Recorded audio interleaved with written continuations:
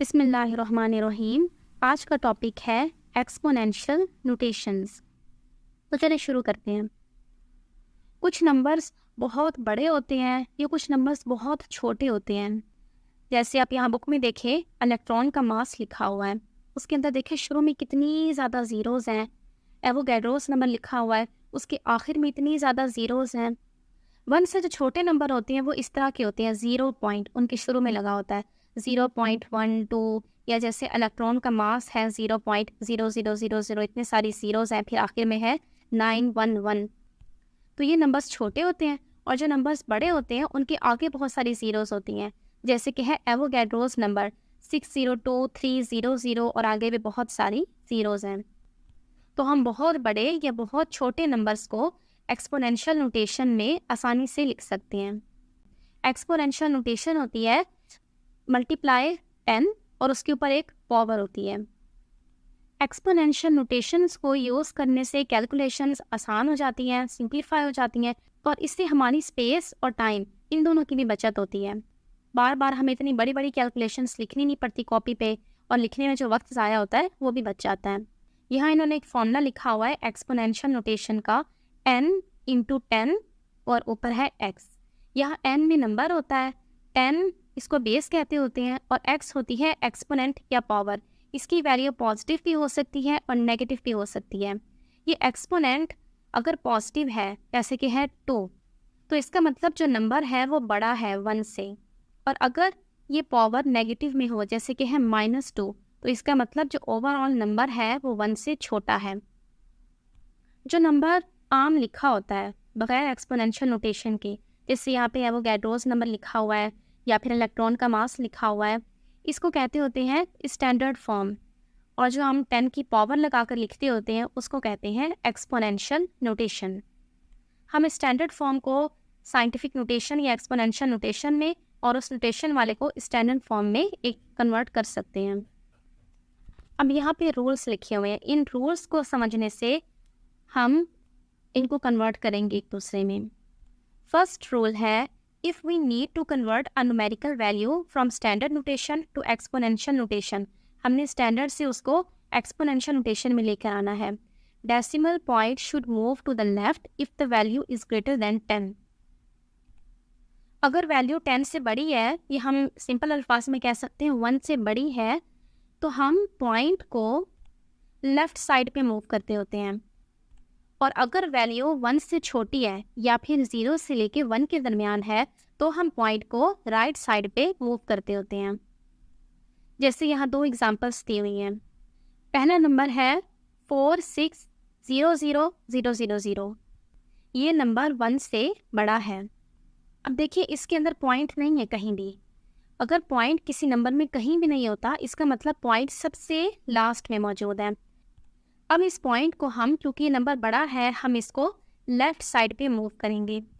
यानी हम चाहते हैं हमारा पॉइंट आ जाए 4 के बाद, तो पॉइंट लास्ट में से लेफ़्ट की तरफ मूव करके जाएगा और 4 के बाद आ जाएगा। तो ये बन जाएगा 4.6, आगे 0 जब भले ना लिखे, इंटू 10 पावर, अब कितना मूव करके गया है वो 6 डिजिट्स मूव करके वो पॉइंट गया है, तो हम पावर लगा देंगे 6, और वो पावर आएगी पॉजिटिव में क्योंकि ये नंबर 1 से बड़ा है। अगर मेरे पास नंबर 1 से छोटा है, जैसे कि 0.00038, अब इसके अंदर मैंने पॉइंट को मूव करना है, तो इसमें पॉइंट राइट साइड पे जाता होता है। हमने लाना उसको पहले डिजिट के बाद है, यानी 3 के बाद। हम चाहते हैं ये बन जाए 3.8, तो पॉइंट मूव करके 3 के बाद चला जाएगा, और 10 के ऊपर पावर लगाएंगे हम 4, क्योंकि वो 4 डिजिट्स मूव करके गया है, लेकिन 4 के साथ माइनस का साइन भी आएगा क्योंकि ये नंबर 1 से छोटा है।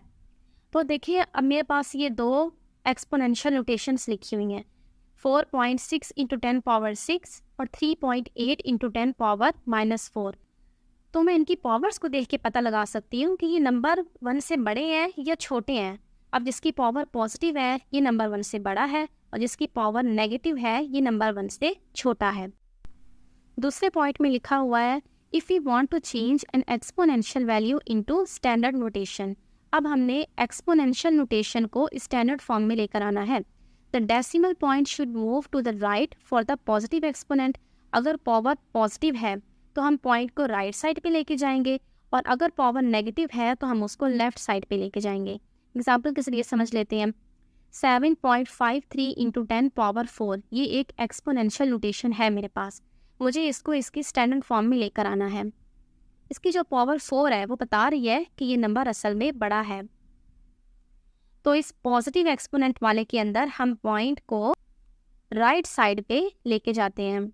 पावर 4 है तो हम पॉइंट को 4 डिजिट्स के बाद करेंगे। एक तो है 5, एक है 3, आगे हम 2 जीरोस खुद लगा लेंगे और पॉइंट चला गया सबसे आखिर में, तो ये नंबर बन गया 75300। एक और नंबर है 48.7 इंटू 10 पावर -5। इसके अंदर एक्सपोनेंट जो माइनस में है वो हमें बता रही है कि ये नंबर 1 से छोटा है, और इसके अंदर जो पॉइंट है उसको मैंने लेफ्ट की तरफ लेके जाना है, और एक्सपोनेंट कितनी है 5। इसका मतलब 5 डिजिट्स पीछे लेके जाना है। तो एक डिजिट तो ये खुद हो गया 8, एक है उससे पीछे 4, और पीछे 3 मैं जीरोस लगा दूंगी, और उन जीरोस के पीछे चला जाएगा पॉइंट, तो ये बन गया 0.30487। अब एग्जाम्पल्स के ज़रिए हम इसको और अच्छे तरीके से समझते हैं। मेरे पास ये नंबर है 0.273। इसको मैंने एक्सपोनेंशियल फॉर्म में लिखना है। पॉइंट को मैंने फर्स्ट डिजिट के बाद लेके आना है, यानी 2 के बाद। मैं इसको बनाना चाहती हूँ 2.73। तो इसमें देखिए पॉइंट सिर्फ एक डिजिट के फासले पे ही मौजूद है। वो एक डिजिट घूमेगा और 2 के बाद आ जाएगा, और ये नंबर 1 से छोटा है। ये नंबर 1 से छोटा होने की वजह से इसकी जो एक्सपोनेंट होगी वो माइनस में होगी, और पॉइंट कितने डिजिट्स घूम रहा है, सिर्फ 1, 2.73। तो हम आगे लगा देंगे इंटू 10 पावर -1। ये जो मैंने बातें बताई हैं ना कि आपने इसको राइट साइड पे यहाँ मूव कराना है, यहाँ लेफ्ट में कराना है, यहाँ राइट में कराना है, यहाँ लेफ्ट में कराना है, ये लेफ्ट राइट याद रखना थोड़ा मुश्किल होता है, इसलिए आपको ये याद रखने की ज़रूरत भी नहीं है। जब आप नंबर को देखेंगे आपको पता खुद ब खुद ही चल जाएगा कि यहाँ पॉइंट लेफ्ट पे जाएगा या राइट पे जाएगा। मेरे पास नंबर है 27.3। इसको एक्सपोनेंशियल फॉर्म में लेकर कैसे आएंगे, पॉइंट को पहले डिजिट के बाद लेकर आना है, यानी 2 के बाद 2.73। पॉइंट सिर्फ एक डिजिट ही मूव करके गया है, और ये नंबर 1 से बड़ा है। मेरे पास ये नंबर है 4501। इसको मैंने एक्सपोनेंशियल नोटेशन में लिखना है। अब पॉइंट कहीं नहीं है, इसका मतलब लास्ट में है। लास्ट में से उठा के मैं इसको पहले डिजिट के बाद लगा दूंगी, तो ये बन जाएगा 4.501 इंटू 10 पावर। ये नंबर बड़ा है, मैं पॉइंट आगे से उठा के पीछे लेके आई हूँ, तो पावर पॉजिटिव में होगी, और कितने डिजिट्स मैंने इसको मूव किया है 3, तो पावर आ जाएगी 3। मेरे पास नंबर है 0.00453। इसको एक्सपोनेंशियल फॉर्म में लिखना है। 0 को डेसिमल को उठा के मैं 4 के बाद लगा दूंगी, बन जाएगा 4.53 इंटू 10 पावर। और ये नंबर छोटा है, इसके अंदर पॉइंट पीछे से उठ के आगे आया है, इसलिए एक्सपोनेंट माइनस में होगी, और ये कितने डिजिट्स आगे आया है 3, तो इसकी पावर आ जाएगी -3। अब ये मेरे पास कुछ एक्सपोनेंशियल नोटेशंस हैं, इनको स्टैंडर्ड फॉर्म में लिखना है। सबसे पहला है 3.2 इंटू 10 पावर 3। पावर पॉजिटिव में है, इसका मतलब ये नंबर 1 से बड़ा है। जब नंबर 1 से छोटा होता है तब पीछे जीरोस लगी होती हैं, लेकिन जब नंबर 1 से बड़ा होता है तो चीज़ें आगे होती हैं, पीछे नहीं होती हैं। तो पावर पॉजिटिव की 3 है, इसका मतलब है कि आगे 3 डिजिट्स है पॉइंट के। एक तो 2 खुद हो गया और 2 हम जीरोस लगा देंगे, तो ये नंबर बन गया 3200। एक और नंबर है 3.6 इंटू 10 पावर 4। इसकी भी पावर पॉजिटिव में है, इसका मतलब ये नंबर 1 से बड़ा है, और ये डेसिमल 4 डिजिट्स पीछे आया हुआ है, तो हम इसको 4 डिजिट्स आगे ले जाएंगे। एक तो 6 खुद हो गया और आगे हम 3 जीरोस लगा देंगे, तो ये बन गया 36000। आगे नंबर है 3.286 इंटू 10 पावर 2। पावर पॉजिटिव में 2 है, इसका मतलब ये पॉइंट पीछे गया हुआ है, ये पॉइंट असल में 2 डिजिट्स आगे था, यानी 2 और 8 इसके बाद पॉइंट था, 2 डिजिट्स आगे था, तो ये नंबर कुछ यूँ बन जाएगा 328.6। तो जब आपको नज़र आए कि पावर माइनस में है, तब आप पॉइंट को उठा के पीछे की तरफ लेके जाया करें। पीछे का मतलब है आप उसको लेफ्ट साइड पे लेके जाया करें। लेकिन जब आप देखें कि पावर पॉजिटिव में है, इसका मतलब अब पॉइंट आगे जाएगा, यानी राइट की तरफ जाएगा। एक और नंबर है मेरे पास 9.3 इंटू 10 पावर -1। -1 बता रहा है कि नंबर 1 से छोटा है और ये जो पॉइंट है अब ये पीछे की तरफ जाएगा। -1 का मतलब सिर्फ एक डिजिट ही पीछे जाएगा, यानी सिर्फ 9 के पीछे पॉइंट को लगा दो, बन जाएगा 0.93। 8.23 इंटू 10 पावर -4। -4 का मतलब है कि ये पॉइंट 4 डिजिट्स पीछे जाएगा। एक डिजिट तो ये 8 खुद हो गया और पीछे हम 3 जीरोस लगा देंगे तो ये टोटल 4 हो जाएंगे, तो ये बन जाएगा 0.000823। अच्छा, अब मेरे पास कुछ एक्सपोनेंशियल नोटेशंस लिखी हुई हैं और इनके अंदर पॉइंट पहले डिजिट के बाद नहीं है। हालांकि पॉइंट तो पहले डिजिट के बाद ही अच्छा लगता होता है। पहला डिजिट मतलब जो पहला नॉन ज़ीरो डिजिट है वो ज़ीरो ना हो। तो इसके अंदर हम पॉइंट को थोड़ा एडजस्ट करेंगे ताकि वो पहले डिजिट के बाद आ जाए। जैसे कि मेरे पास ये क्वेश्चन है 35.1 इंटू 10 पावर 2। इसमें पॉइंट पहले डिजिट के बाद नहीं है, मैं चाहती हूँ ये पहले डिजिट के बाद आ जाए। तो आगे जो एक्सपोनेंट लिखी हुई है आप इसको इग्नोर करें, आप समझेंगे नहीं है। आप डायरेक्ट उसको सॉल्व करें। पॉइंट जो 3.35 के बाद पॉइंट है उसको उठा के 3 के बाद लगा दें ताकि ये बन जाए 3.51। अब पॉइंट सिर्फ एक डिजिट मूव करके गया है और ये नंबर 1 से बड़ा है, यानी कि प्लस का 1। तो ये मेरे पास इसका आंसर बन जाएगा 3.51 इंटू 10 पावर 1। अब ये जो दो बेसिस है मेरे पास 10 10 की, इन दोनों की पावर्स को ऐड करने। पहले पावर थी 2, अब आएगी पावर 1। 2 और 1 होते हैं 3, तो फाइनल आंसर होगा 3.51 इंटू 10 पावर 3। एक और क्वेश्चन है 35 इंटू 10 पावर -2। अब इसमें भी पॉइंट कहीं नहीं है, इसका मतलब पॉइंट है लास्ट डिजिट के बाद। 35 के बाद है पॉइंट। अब पॉइंट पहले डिजिट के बाद नहीं है, 3 के बाद नहीं है, हम 3 के बाद लाना चाहते हैं तो मैं कर दूंगी, तो मैं इसको 3 के बाद ले आऊँगी, इसको बना दूंगी 3.5। अब पॉइंट कितने डिजिट मूव करके गया है? सिर्फ एक डिजिट, और वो भी ये नंबर 1 से बड़ा है, कोई 0 पॉइंट में नहीं लिखा हुआ, छोटा नहीं है। तो इसकी पावर लगा दूंगी 3.5 इंटू 10 पावर 1। अब ये जो दोनों बेसिस है इन दोनों की पावर्स को हम ऐड कर देंगे। पहले पावर है मेरे पास -2 और अब है मेरे पास पावर 1। -2 प्लस 1, इन दोनों को जमा करने से क्या आंसर आता है? प्लस माइनस, -2 में से 1 गया, 1 बचता होता है, और बड़ा 2 है, 2 के साथ माइनस का साइन है इसलिए माइनस लगाएंगे, -1। ये प्लस माइनस वाली तो बच्चों वाली कैलकुलेशंस हैं, ये तो आती ही होंगी। एप्लीकेशंस ऑफ एक्सपोनेंशियल नोटेशंस, इसके अंदर एक्सपोनेंशियल नोटेशंस को ऐड, सब्ट्रैक्ट, डिवाइड, मल्टीप्लाई ये करने के बारे में बताया गया है। सबसे पहले है एडिशन। हमारे पास अगर दो वैल्यूज़ एक्सपोनेंशियल नोटेशन में हैं तो उनको ऐड कैसे करेंगे? ऐड करने के लिए ज़रूरी है कि उन दोनों की 10 की पावर सेम हो।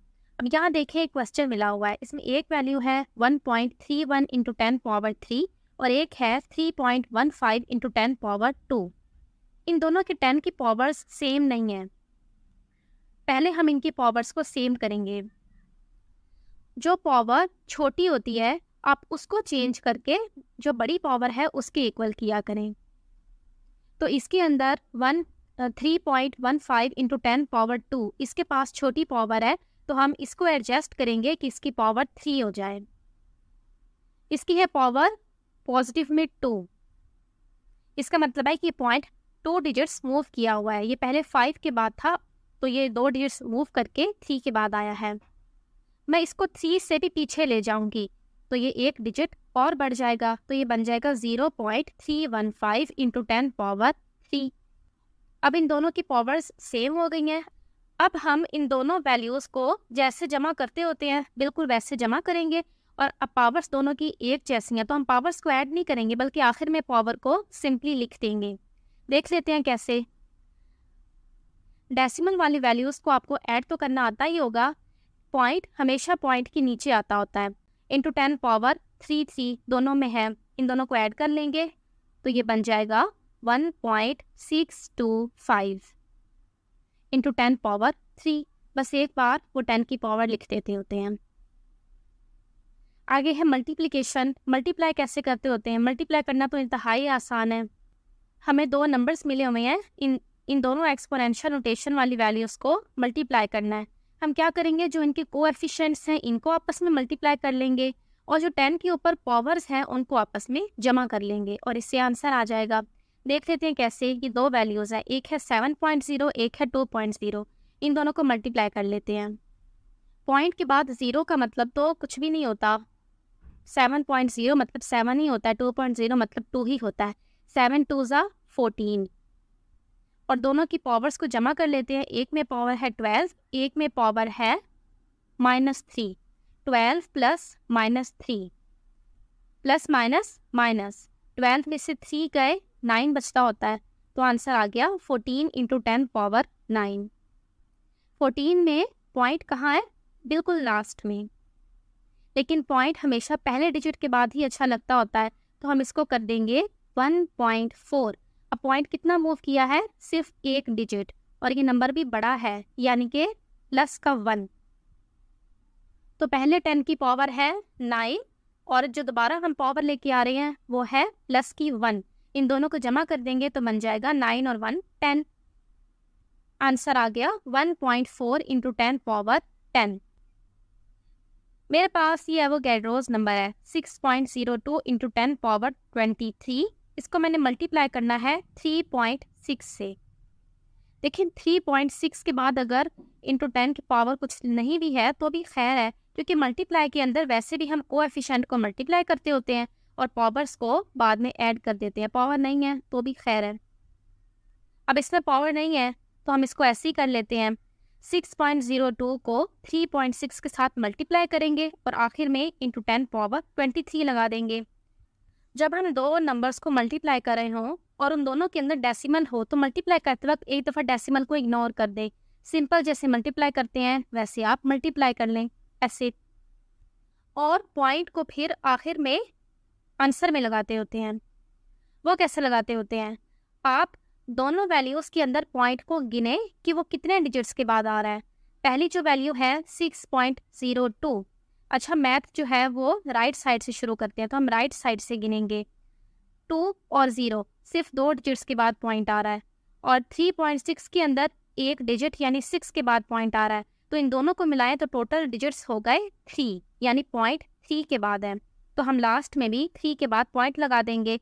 2 7 6 इसके पीछे लगा देंगे पॉइंट, तो फाइनल आंसर बन गया 21.672 इंटू 10 पावर 23।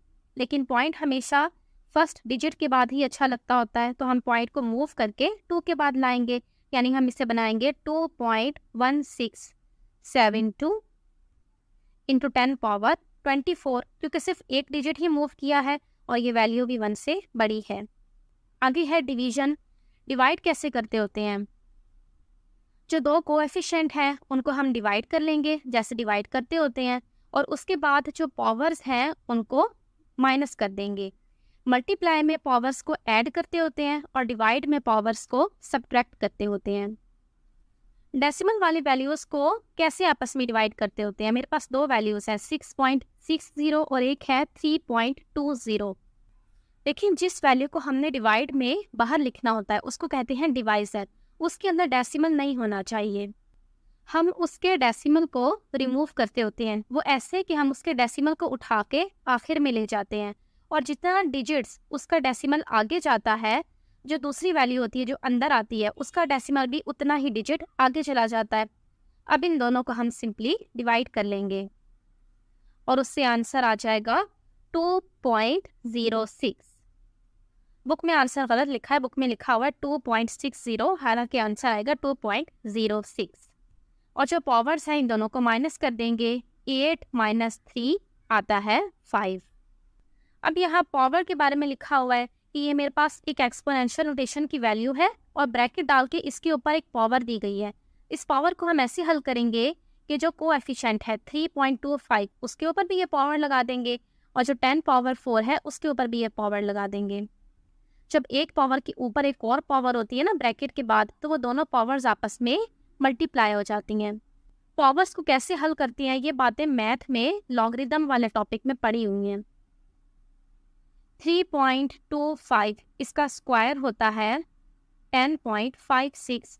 स्क्वायर्स निकालने आती है ना आपको, स्क्वायर का मतलब है 3.25 को 3.25 से ही मल्टीप्लाई कर दें, और जो 10 के ऊपर है 4 × 2, इसका आंसर आ जाएगा 8।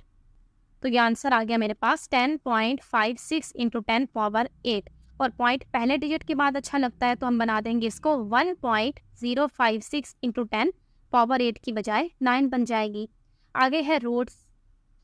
एक्सपोनेंशियल नोटेशन की एक वैल्यू है जो मेरे पास स्क्वायर रूट के अंदर है।